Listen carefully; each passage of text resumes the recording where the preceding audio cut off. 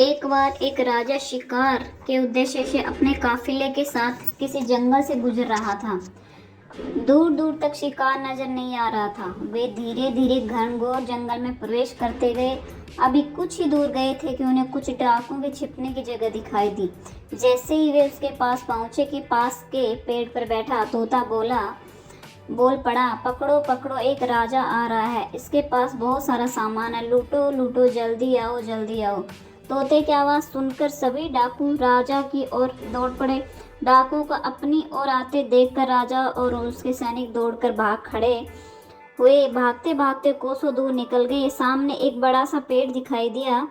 कुछ देर सुस्ताने के लिए उस पेड़ के पास चले गए। जैसे ही पेड़ के पास पहुंचे कि उस पेड़ पर बैठा तोता बोल पड़ा, आओ राजन, हमारे साधु महात्मा की कुटी में आपका स्वागत है। अंदर आइए, पानी पीजिए और विश्राम कर लीजिए। तोते की इस बात को सुनकर राजा हैरत में पड़ गया और सोचने लगा कि एक ही जाति के दो प्राणियों का व्यवहार इतना अलग अलग कैसे हो सकता है। राजा को कुछ समझ नहीं आ रहा था।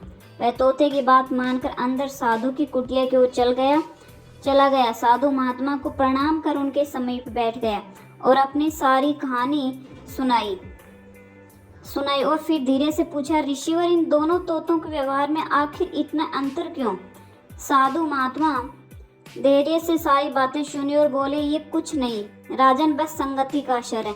डाकुओं के साथ रहकर तोता भी डाकुओं की तरह व्यवहार करने लगा है और उनकी ही भाषा बोलने लगा है। अर्थात जो जिस वातावरण में रहता है वह वैसा ही बन जाता है। कहने का तात्पर्य यह है कि मूर्ख भी विद्वानों के साथ रहकर विद्वान बन जाता है, और अगर विद्वान भी मूर्खों के संगत में रहता है तो उसके अंदर भी मूर्खता आ जाती है। इसलिए हमें संगति सोच समझकर करनी चाहिए।